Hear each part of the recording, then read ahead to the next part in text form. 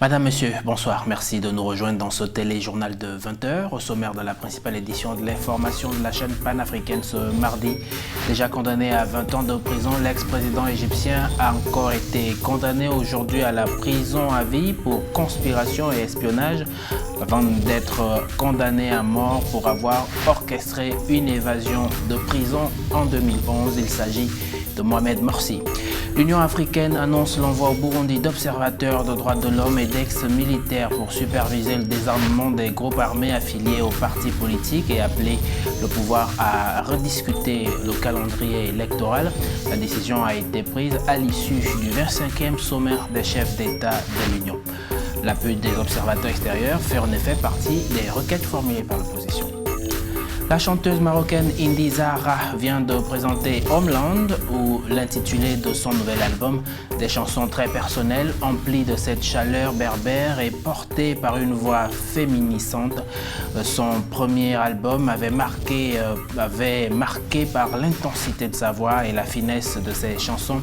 Ce nouvel opus pourrait en faire autant, peut-être un peu plus.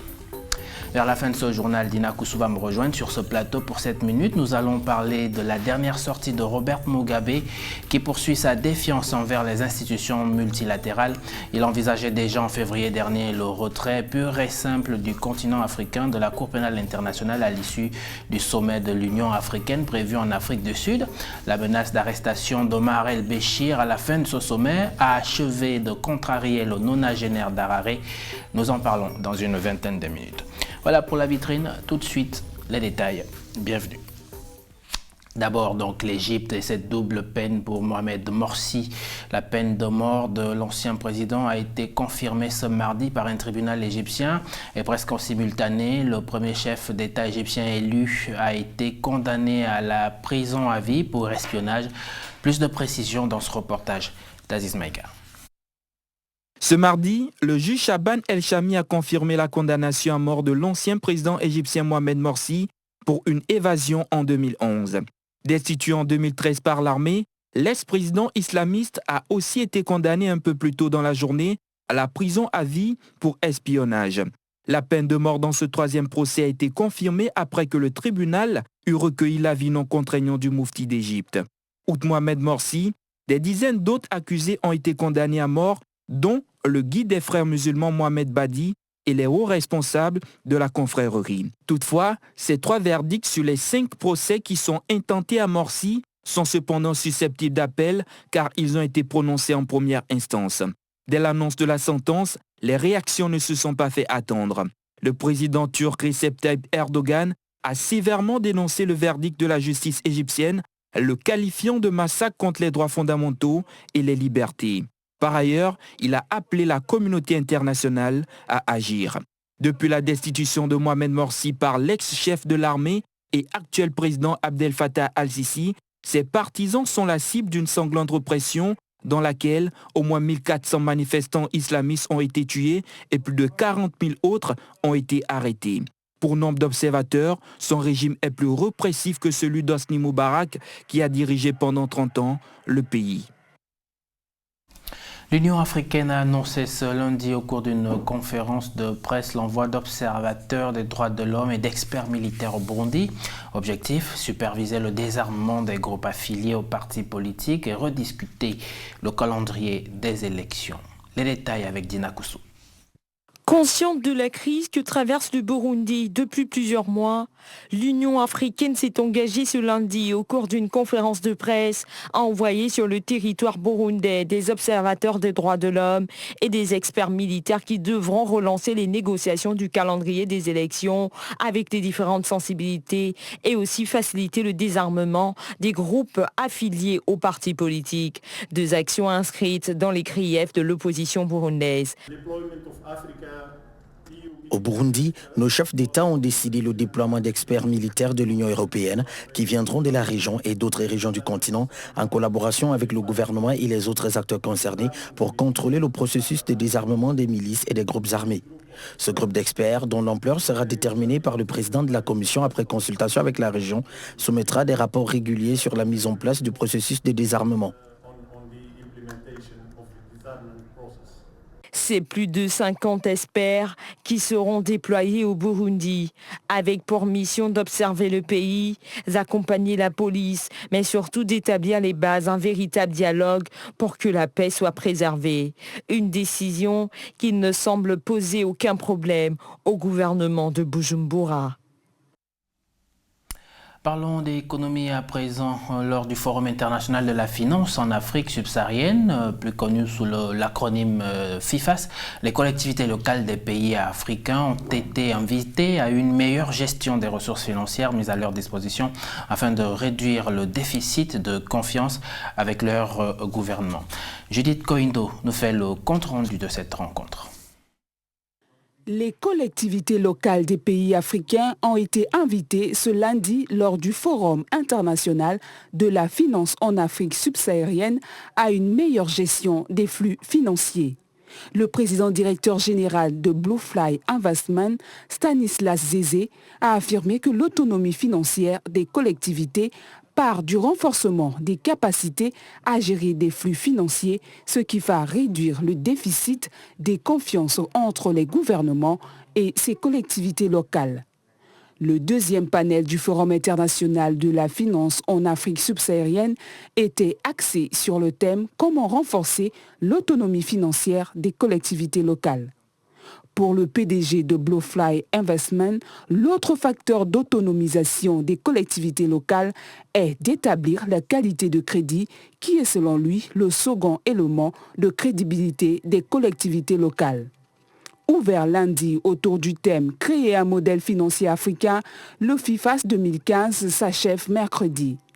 Co-organisé par le cabinet FinAfrique, la société de gestion d'actifs BNI, Banque nationale d'investissement, Gestion et l'agence de notation panafricaine Bluefly Investment Corporation, le FIFA 2015 réunit plusieurs participants. Ils sont constitués de cadres du secteur de la banque, de la finance, de l'assurance et du secteur privé venant de plusieurs pays d'Afrique de l'Ouest, d'Afrique centrale, d'Afrique du Nord, d'Afrique du Sud, d'Afrique de l'Est, Madagascar, île Maurice, Europe et Amérique. La première édition du FIFA s'est tenue à Douala, au Cameroun, en 2013. J'ajoute que cette édition s'est tenue à Abidjan, en Côte d'Ivoire. Les relations entre l'État gabonais et celui des Oregon aux États-Unis se peaufinent grâce à l'ouverture ce mardi d'un laboratoire d'anglais à l'Académie franco-américaine de management de Libreville. Ce laboratoire permettra de vulgariser la culture américaine à travers l'apprentissage de la langue de Shakespeare. Marielle Biogou était parmi les convives.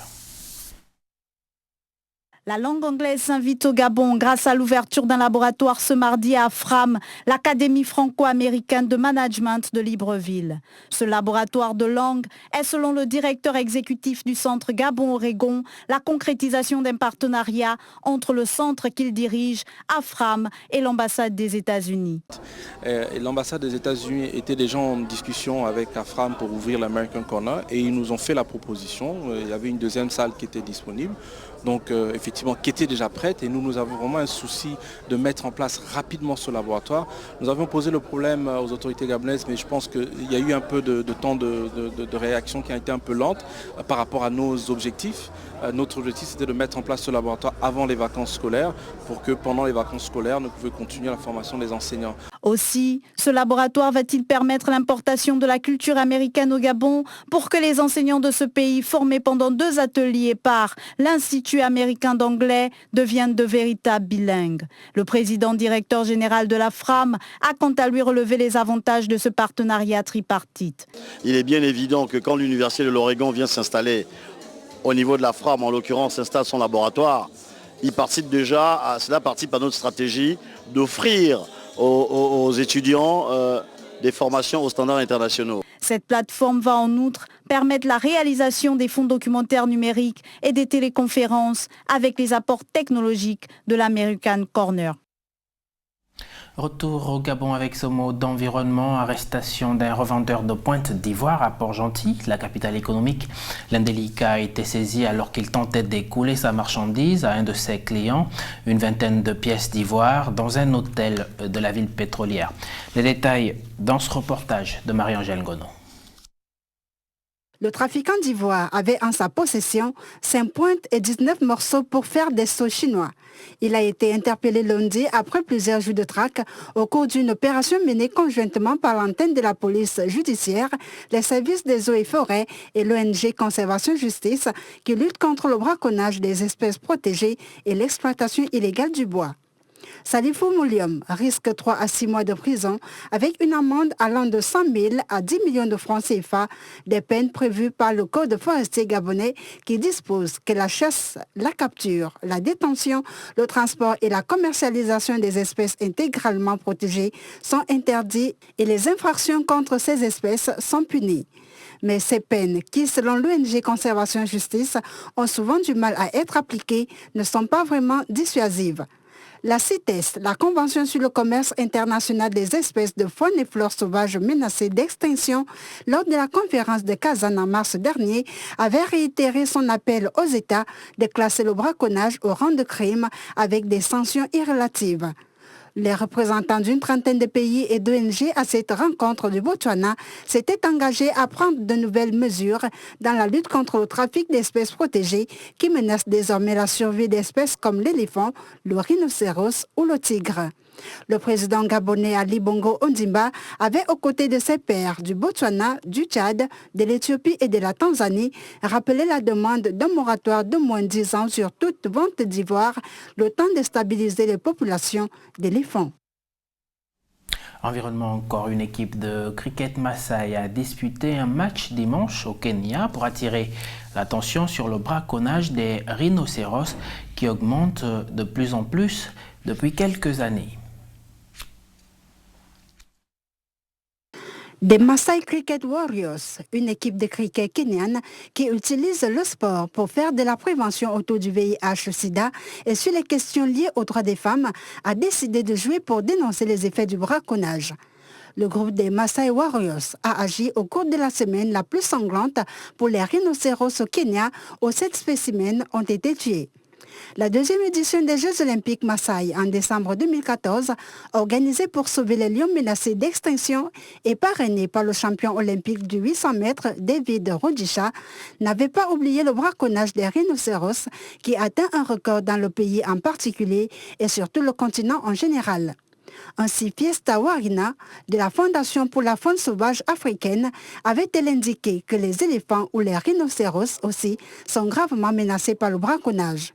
Les rhinocéros sont menacés par l'homme. La corne de rhinocéros se vend à plus de 55 000 € le kilogramme, soit environ 27 500 000 francs CFA en Asie, en particulier en Chine ou au Vietnam où on lui prête des vertus médicinales. Les rhinocéros se trouvent sur la Terre sous leur forme actuelle depuis 26 millions d'années. Jusqu'au milieu du 19e siècle, ils étaient encore plus d'1 million à travers l'Afrique. Et c'est la bonne preuve qu'on peut utiliser le sport pour sensibiliser les masses. De la santé à présent, avec ces nouvelles vertus découvertes au chocolat, selon des chercheurs britanniques, manger quotidiennement du chocolat réduirait les risques de maladies cardiovasculaires. La récente étude n'apporte toutefois aucune preuve d'un lien direct entre le cacao et le bien-être de nos artères. Léa Tam. Considéré par beaucoup comme l'aliment le plus savoureux qui soit, le chocolat noir offre de nombreux bienfaits. Un groupe de chercheurs britanniques s'est attaché à analyser les corrélations entre la consommation de chocolat et la santé cardiovasculaire sur un groupe de 25 000 hommes et femmes résidant en Angleterre sur 10 ans en moyenne. Le groupe de chercheurs a mis en relation les quantités de chocolat que les personnes participant à cette étude déclaraient consommer et leurs données sur leur santé cardiovasculaire. Selon cette même étude, une consommation supérieure de chocolat, pouvant aller jusqu'à 100 grammes par jour, est associée à un risque plus faible de maladies coronariennes et d'AVC. Par contre, aucune preuve d'un lien direct entre le cacao et le bien-être de nos artères. Des spécialistes de la nutrition soulignent qu'aucune certitude en matière de santé publique ne peut ressortir de ce type d'études et s'inquiètent de ce fait des dégâts susceptibles d'être causés à partir de ce type d'études dans la population. Dans la page culture de ce journal, on va parler de l'artiste Indy Zahra. Après le succès mondial de Handman, son premier album, la chanteuse descendante berbère et touareg vient avec Homeland, entre racines africaines et échappées latines, chansons d'amour et universalisme, de présenter à nouveau tout le bout de son talent. Roland Jacot. Bien qu'autoproduit Handmade, le premier album de Indy Zahra, délicat et nonchalant, publié début 2010 par le mythique label Blue Note, lui a valu le prix Constantin, puis une victoire de la musique, des rencontres avec Tinari Wayne, Najat Tahabou et des collaborations avec la fine fleur de la nouvelle génération du jazz US. Une trajectoire remarquable pour cette chanteuse d'ascendance amazique et touareg, originaire de Kouribga, au Maroc, installée à Paris depuis l'adolescence, qui, avec Homeland, signe un retour réussi. Un disque moins intimiste, plus ample, conservant le charme poétique et mélancolique de ses débuts. Après une tournée épuisante de quelques 400 concerts en 2 ans et demi, la chanteuse est partie se ressourcer à Marrakech où elle a jeté les premières bases de son nouvel album avec le percussionniste Rani Krija avant de se frotter au rythme brésilien d'Ezé Luis Nascimento, de partir ensuite à Cordoue à la rencontre des musiciens gitans dont le guitariste Hugo Fernandez. Sur Homeland, l'artiste de 36 ans chante en anglais, en français et toujours en tamazique et darija. Et sur sa platine, on retrouve des classiques de Myriam Makeba, Marvin Gaye, Nina Simone et César Evora, des musiques du Nigeria et du Ghana, entre autres influences. Au-delà, les titres de l'album de la citoyenne du monde dévoilent une personnalité cosmopolite, vagabonde et libérée. Petit, une fois encore à l'honneur dans les studios Pixar, la dernière production la plus attendue, Vice Versa, qui sort en salle ce 17 juin, fera certainement plaisir aux férus du cinéma d'animation. Regardons ce reportage de Roland Jacot. Vous êtes-vous déjà demandé ce qui peut bien se passer dans la tête des autres? C'est la rentrée! Que se passerait-il si nos émotions prenaient vie? Une question que le nouveau film Vice Versa des studios Pixar tente de répondre. Nous avons réalisé assez tôt que nous connaissons très peu les émotions. Je savais qu'il y avait la colère et la peur, mais il y en avait d'autres que je ne connaissais pas. Nous avons donc commencé à faire des recherches et c'est assez déroutant parce que certains psychologues et scientifiques pensent qu'il y en avait 16 ou 27 ou 4 et il n'y a pas de réel consensus, donc nous avons juste... L'aventure se passe dans le monde de Riley, une préado de 11 ans dont la vie est chamboulée par un déménagement, mais aussi dans sa tête dans laquelle joie, peur, colère et les autres émotions multiplient les aventures. Le réalisateur du dernier film Pixar, encore appelé Inside Out, film d'animation le plus attendu de l'année et célébré par la critique, dit être parti du fait qu'il faut par moments créer des personnages forts pour stimuler plus d'émotions.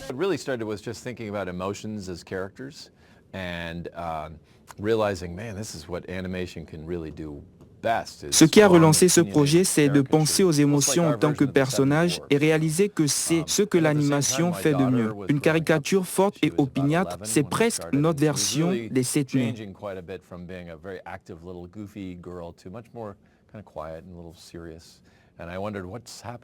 Abandonner les suites sans réel supplément d'âme de Cars 2 ou de Monstres Academy, les studios Pixar renouent avec l'inventivité et la frénésie de leur début, signant une œuvre aussi ingénieuse que profonde, selon les critiques des spécialistes du cinéma d'animation. Un mot de sport dans cette édition de l'information football. Plus de 17 joueurs étrangers viennent de rejoindre des clubs de football somaliens. Signe que le jeu est en net progrès dans cette région de la Corne de l'Afrique.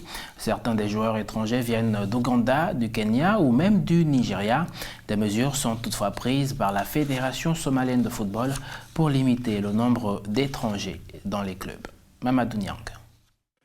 Les conflits et la guerre civile qui ont longtemps miné le pays ne constituent pas un frein à la pratique du sport roi qui attire plusieurs footballeurs du continent vers la Somalie.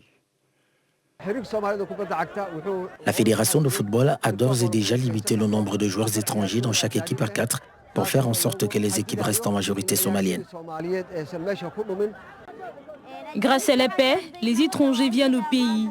Nous existons maintenant et notre stade est très beau. Dieu le veut et j'espère encore plus d'améliorations dans le futur. Venus du Kenya, du Nigeria et de l'Ouganda, ils se disent en sécurité, prêts à apporter un plus à un championnat qui attire. Je suis venu jouer au football. Le sport nous unit et au moins j'ai plus de visibilité en jouant dans un autre pays. Donc c'est juste pour jouer au football. Oui, je me sens en sécurité. Je me sens en sécurité, je ne crains rien. Parce qu'on ne voit pas d'insécurité. Depuis que je suis là, je n'ai pas vu d'insécurité ici en Somalie. Je bouge librement. Je bouge. Je peux aller partout où je veux. C'est tout. En ce qui me concerne, je sens que ma contribution ici en Somalie est une façon de donner plus d'esprit à la Ligue. Je suis un étranger du Nigeria. Je crois que si l'on vient ici, c'est pour mobiliser les gars pour qu'ils puissent voir le football sous un autre angle.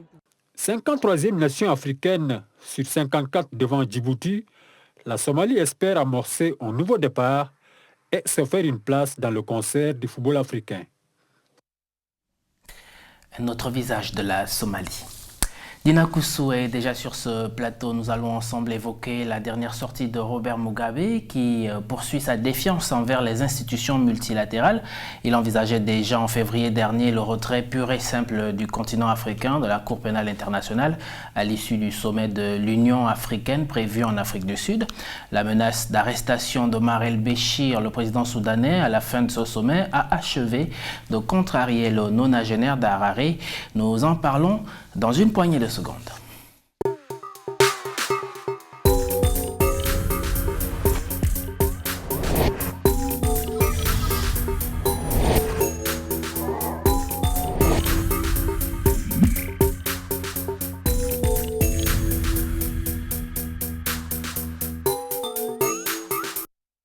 Le président en exercice de l'Union africaine, le Zimbabwéen Robert Mugabe, a ouvertement critiqué la Cour pénale internationale pour ses positions plutôt partiales sur des affaires concernant des personnalités africaines.